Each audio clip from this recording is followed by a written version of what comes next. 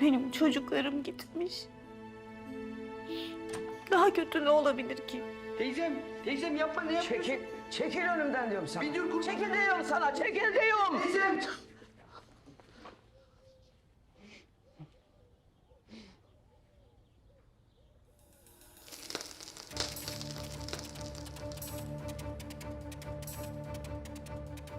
Sana Mehmet'imin toprağını getirdim Halil Atabey.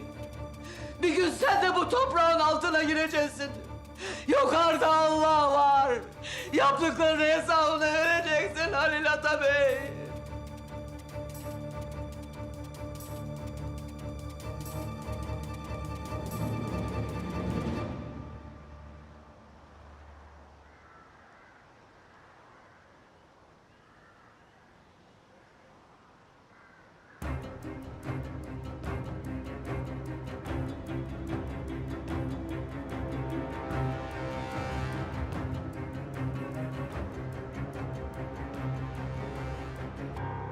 Benim babam bütün çocukluğumda bana meseleler anlattı hep. Eğirdir ismi nasıl Eğirdir oldu?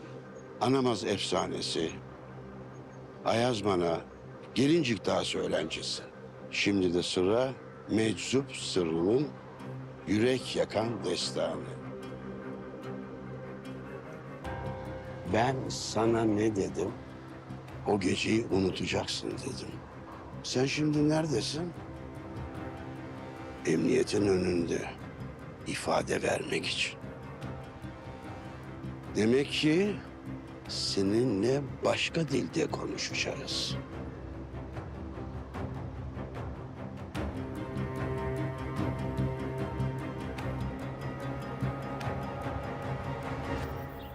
Sen benim öz kardeşimsin Ali.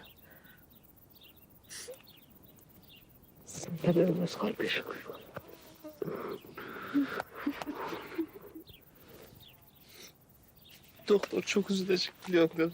Ben de çok üzüleceğim. Ama doktor muhtemelen İtalya yollarını biliyordur. Sorun hepinizi getirir o. Anam. Anam. Sen bana gerçek anamdan daha çok anasın. Sen gitmesen olmaz mı toprağa? Keşke sizinle kalabilsem. Ama ailemin geçmiş peşimi bırakmıyor. İşte hayat herkese bir pay biçiyor.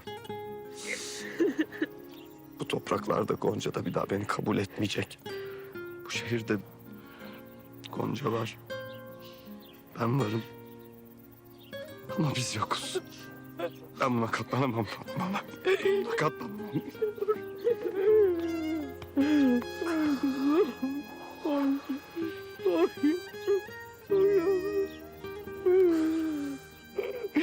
Oy gitme lan. Sen gitme. Gel buraya gözleri ışık saçan kadın.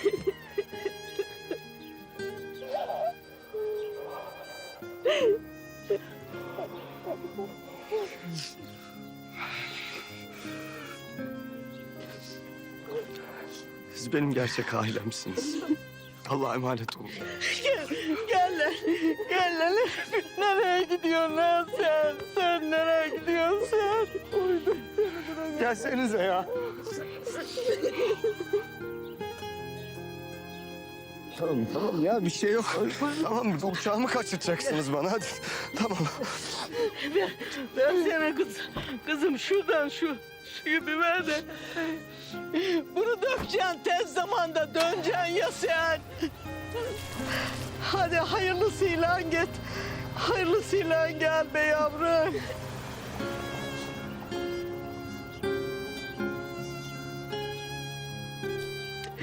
Oy kuzum.